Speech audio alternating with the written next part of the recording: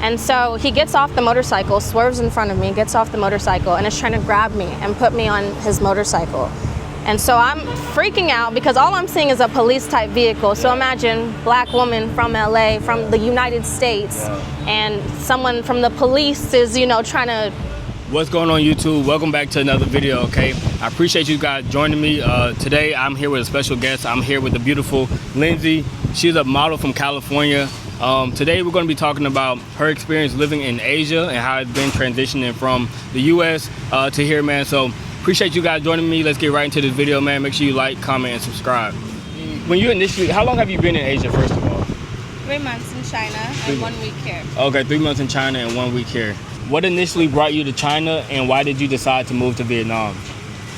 So initially I just wanted, same as you, to kind of take a break from the US for a second and just travel. And my agent told me that, you know, we should explore the Asian markets, and China was the first thing he landed on, and then Vietnam afterwards, and it just became an opportunity for me. So how did your expectations of China compare to the reality living there as a black woman?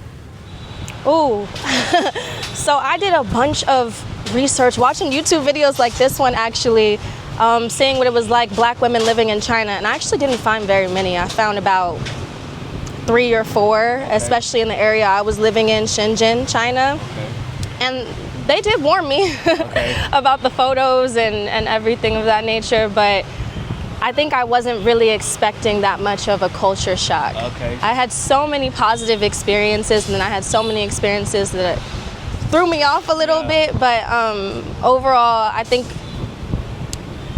my expectations pretty much matched the reality of what it was. So what was your biggest culture shock?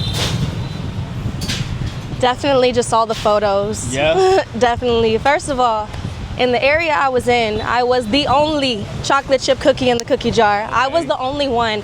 There were about, in my neighborhood, 2 other white foreigners that I saw. And then black people, people of color, none. So, you know, for some of these people, I was the first black woman that they've ever seen. And I felt like I was in an episode of Black Mirror sometimes, just the staring. Or when I'm trying to eat, people would gather around me to watch me eat. And I'd just be like, okay, guys. Yo, that's crazy. Yeah, or I don't know. I think the photos, like, for the most part, it was chill. Just sometimes they would take me by surprise. And Out of nowhere. And I think that was probably the biggest culture shock for me. Okay, so I know you've just been here for a week, but do you feel more comfortable being here in Vietnam or in China? There are so many positives from China, so it's not really a matter of comfortability for me. I just think in terms of the photos specifically, there's so many more foreigners here, so I just don't experience things like that out here. Seeing other black people, you don't understand. It's so cool because I didn't see that in China. And even if you walk down the street, you'll see several people of all races, you know. So. Have you experienced any moments where you felt like out of place or completely embraced into the culture? Here? In either China or Vietnam. Out of place or completely embraced into the culture? Like, did you feel like for example, when we met the other day, I felt probably like a more embracing type of feeling versus somewhere where you just completely felt like I don't belong here at all? Yeah, so in China, I had one experience that stood out to me. I went to a museum, and I really wish I remembered the name of it because I just like exploring. So I just click a place and I go outside and I figure out what I want to do, but I don't remember the name of the museum. However, I went in there was a security guard, and people were taking photos of everything, and one family in particular asked to take a photo with me. I said, sure, yeah, of course. We took a photo, and then people formed a line.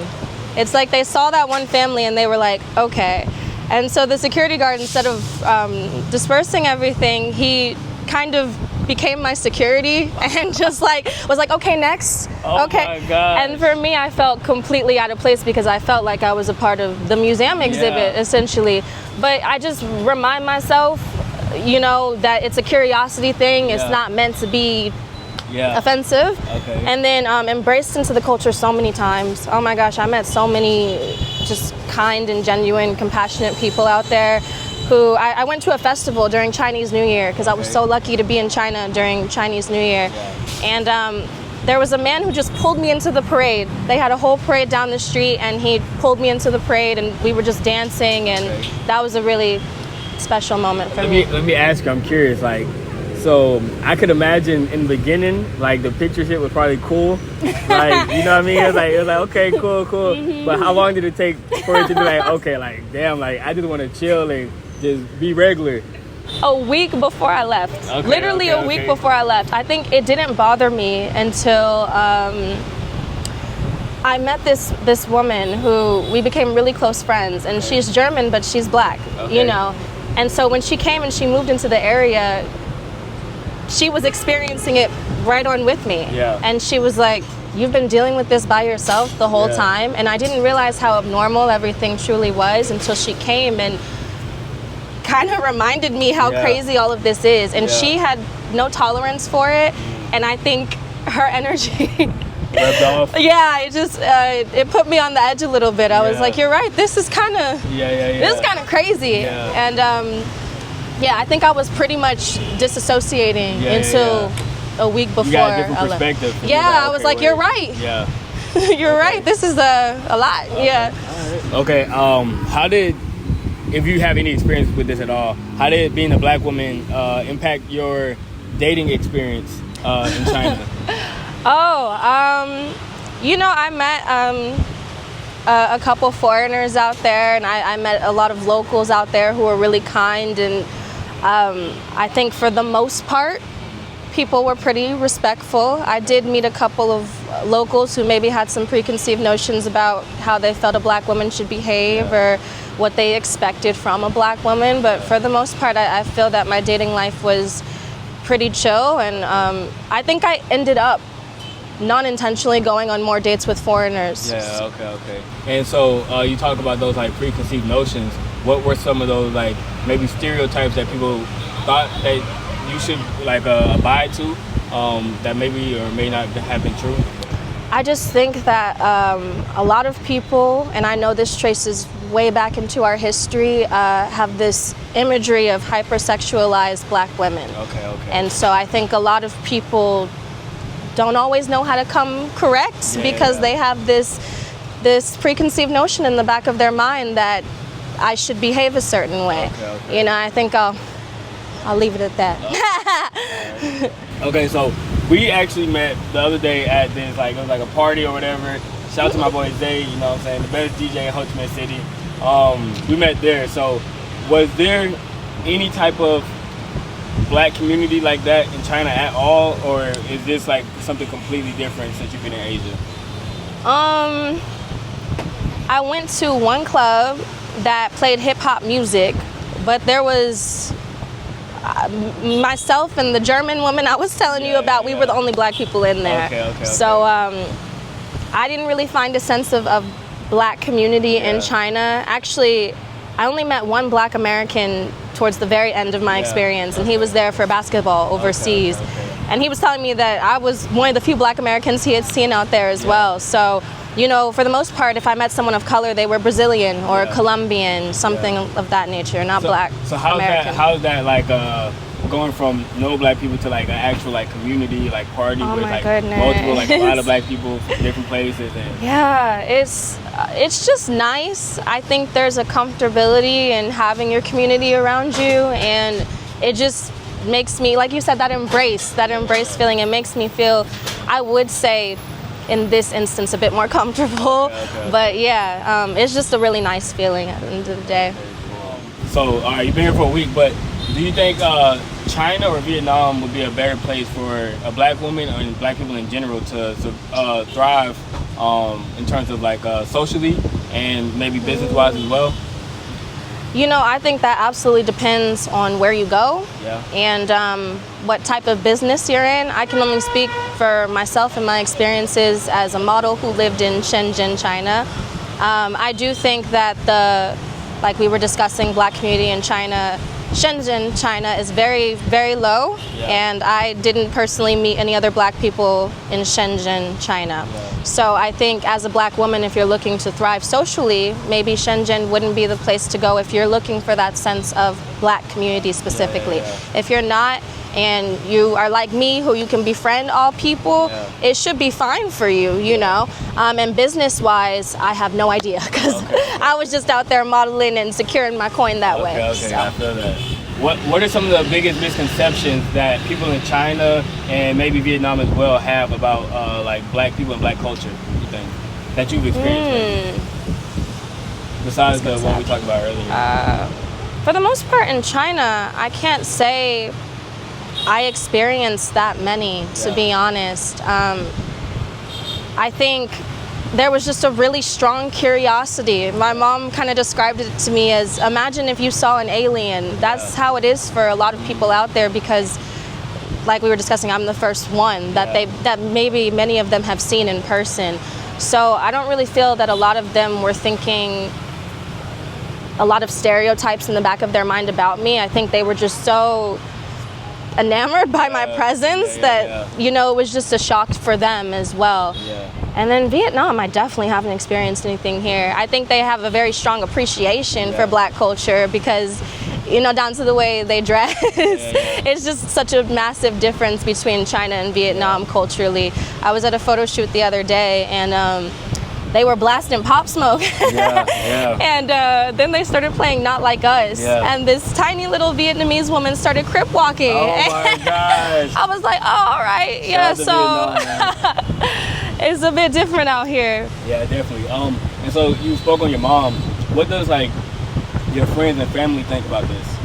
Everyone was so excited. My mom, of course, was very nervous. A couple members of my family were very nervous. And I think by the time I came out here, they were pretty lax about everything. So, yeah. But my friends were super excited and happy for me. People are like so pretty supportive and. Oh yeah, they miss me, but you know, I think we do a good job of staying in contact and you know, just keeping up with each other. So. Do you miss the States? Absolutely not. Absolutely not. Absolutely. Absolutely not. You heard it here first. You know, I think also because my friends and family were also calling me and telling me, you're not missing anything.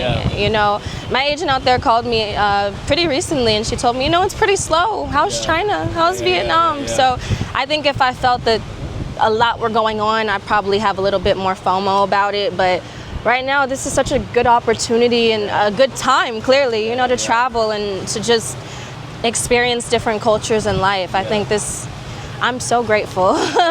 Yeah, it's really surreal for me. Nah, that's cool. That's cool. So have you, especially like you being a model, have you felt any pressure to conform to like the beauty standards or just like the societal standards in general in China or Vietnam, or do you feel comfortable like in your skin being yourself? Absolutely not. Absolutely very comfortable in my skin. I think I had to learn at a pretty young age to advocate for myself because especially as a woman, especially as a woman of color, you're expected to be quiet and to just be a mannequin and to let them do whatever. But I have very strict rules about nudity and lingerie and what I will and I won't be wearing. And in terms of makeup, also, you know, don't make me 2 or 3 shades lighter than I am. I will speak up for myself, and I don't care if people call me a diva for that, because at the end of the day, it's your image and it's how you're being portrayed. And I think it's very important to respectfully say, hey, I'm not comfortable with this. So I've never felt pressure to conform to the beauty standards, especially I know a lot of other models in China were stressed about weight, and I was having a ball with the food out there. I was eating. I was banging my back. I mean, I'm not that type of person or in that headspace. So I never felt any type of pressure to conform to the standards. And out here, I don't know. I just don't think it's the same. I think it's more. Well, I wouldn't know because I haven't been to China, but I think it's fairly more accepted out here. Just I don't know. Even I feel like it's probably more darker skin tone people here as well than in China too. I mean, we're all tanning. The sun Yeah. is really strong out here. Have you found any issues finding like skincare products? I think the Or even not skincare. even just skincare, but like maybe hair care or any type of all of that type of stuff. I was just gonna say, because skincare out here, I think is really amazing. I think even in Los Angeles, people veer towards the Asian skincare products. So, you know, skincare out here is great. It's hair. Yeah. Hair I've struggled with so much, and that's why I'm so thankful to have my braids in right now, because the humidity is crazy out here, and trying to find products that moisturize my hair when it's meant for their very fine hair, it's not been easy. So I think braids, if you're a black woman, braids, wigs if you want, it's just harder, you know, to manage your hair out here. But if you're up for the challenge, if you have extra time, I personally don't have extra time, then go for it. Yeah. What's one thing you wish more black people knew before moving to China and or Vietnam? That's a good question. I mean, if we're just, you know, referencing black people in this question, I would just say the photos. Okay. I would really just say the photos and people staring. Okay. You'll have a bunch of grown men giggling and tapping their friends, because for a lot of people it's very new, it's very foreign. So yeah, if we're just referencing black people in this question, I would say the photos. Be prepared, because people told me, and I watched these videos, as many as I could for black women, which is why I'm so grateful we're doing this. There aren't a lot, I'm telling you, for China. And people warned me in those videos, and I didn't believe them. I was like, okay, yeah, maybe a couple people. And in that particular area, I could not go anywhere. So it's crazy like that. Oh, I could not go anywhere. Even if I went to the market, there are some people, I started to recognize some faces. I'm like, I've seen you before. And they're still so excited, so freaked out. And just try your best to remember it's a curiosity thing, because sometimes, you know, your insecurities will come into play. I'm thinking, what's funny? Why are y'all laughing at me? Or, you know, the photos thing, I'm thinking, especially with the men, what are they doing with those photos? But you just have to remember it's a curiosity thing, and most people do not mean any harm when they do things like that. And for them, it's culturally acceptable to do things like that. So. And so I'm curious, like, you know, I've been living here for a little second now, and people always like tell me, be safe, blah, blah, blah, this, that, and the third. And, you know, I'm by myself out here. I travel everywhere by myself.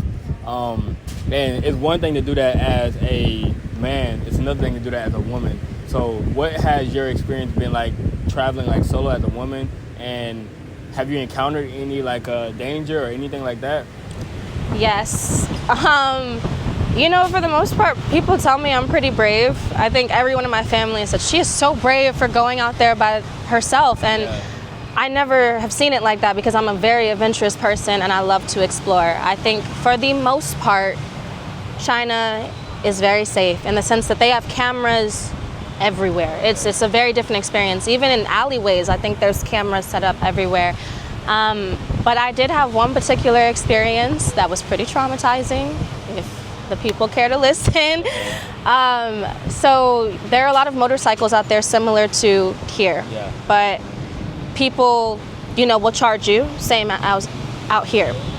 And I had met so many locals, so many kind people who went out of their way to help me and just gave me rides for free. So I didn't think anything of it. They'd be like, do you want me to drop you off? And if I had spoken to them for a considerable amount of time, I'd be like, okay, yeah, you know, this is fine. And I met one guy who was a security guard, and he stopped. I didn't wave him down or anything. I was just exploring, walking around in my neighborhood. And he said, you know, can I give you a ride? I'll take you anywhere you want to go. I said, oh yeah, I really wanted to go to this place. Thank you so much. Is it free? And I asked, I always ask. And he was like, yeah, free.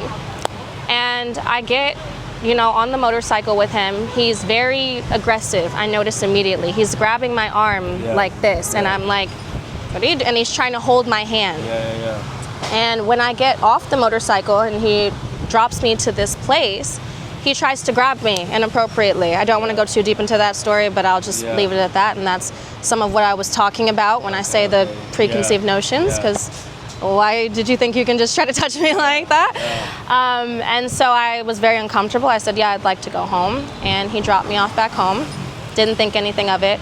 A week later, I'm walking back home in the dark. And I see a police type vehicle flashing their lights at me. And I'm thinking, what's happening? You know, what's going on? And this person's honking and trying to cut me off on the sidewalk. Okay. I'm like, oh my goodness, what's happening? And so he gets off the motorcycle, swerves in front of me, gets off the motorcycle, and is trying to grab me and put me on his motorcycle. And so I'm freaking out because all I'm seeing is a police type vehicle. So imagine black woman from LA, from the United States, and someone from the police is, you know, trying to, I didn't know. I was like, what did I do? Are you trying to arrest me? And then there's a language barrier on top of that. So he's screaming in Chinese, I'm yelling in English. A couple women were really kind and they tried to stop me, like, what's going on? And so I just called my agent. Okay. They're yelling back and forth in Chinese. And she goes, dear, he's saying you owe him money. And I'm like, what? I do not know this person. I've never seen this person before in my life. It's very dark. I'm walking home. I'm taken by surprise. And he pulls out a photo that he had taken of me without my permission. And it was just this off guard of me. And so when I realized my hairstyle, what I was wearing that day, I instantly traced it back to that man and realized who he was. And it was just such a terrifying experience. I'm yelling to my agent. He told me the ride was free. He told me the ride was free. He also tried to be inappropriate with me. And she wasn't understanding because I was talking so fast. And she was like, dear, just pay him the money. Very infuriating experience. I was so angry, had violent thoughts for a minute because I just thought to corner me as a woman was so cowardly. Especially at nighttime. And to lie as well. And so I ended up telling my agent, I wrote it for her so she could translate and everything, and she ended up giving me the money back, which was really kind. But that was the only experience I had that, and I asked her, I said, if he comes back, can I defend myself? She was like, he won't come back, but yes, you have the legal right to defend yourself. I'm sorry that happened. That sounds fucking chaotic. Because, you know, he had the belt around him too with the club and the taser and the pepper spray, so I'm thinking, like, I didn't know what he was trying to do. And it was the whole situation. I will say this, like, something that I've experienced. You was talking about him like screaming in Chinese.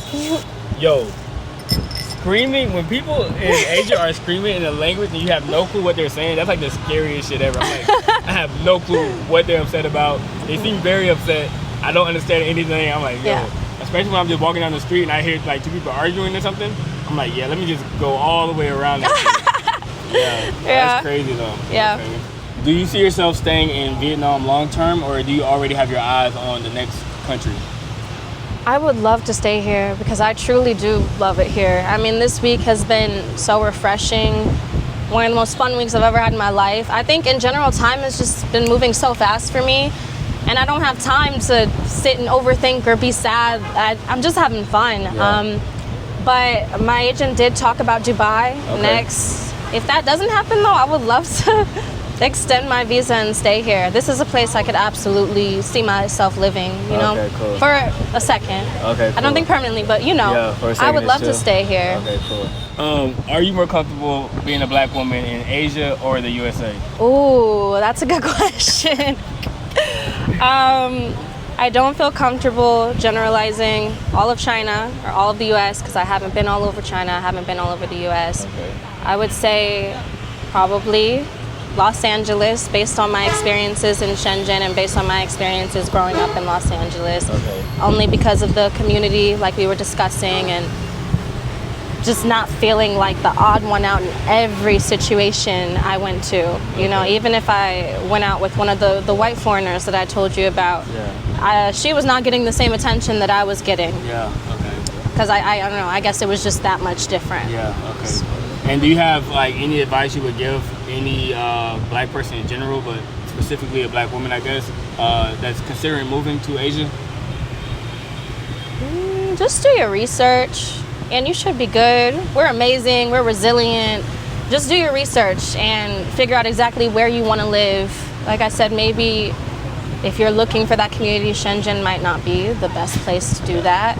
But whatever your business is, your occupation, do your research and you should be fine. Any last words you want to give to the people? Thank you guys for watching. He's so dope. He's so respectful, and this was so much fun. Bye, YouTube. There you go. Appreciate you guys watching, man. Make sure you like, comment, subscribe. Like I said, make sure you guys follow her. And I'll catch up with y'all next time, okay? Bye.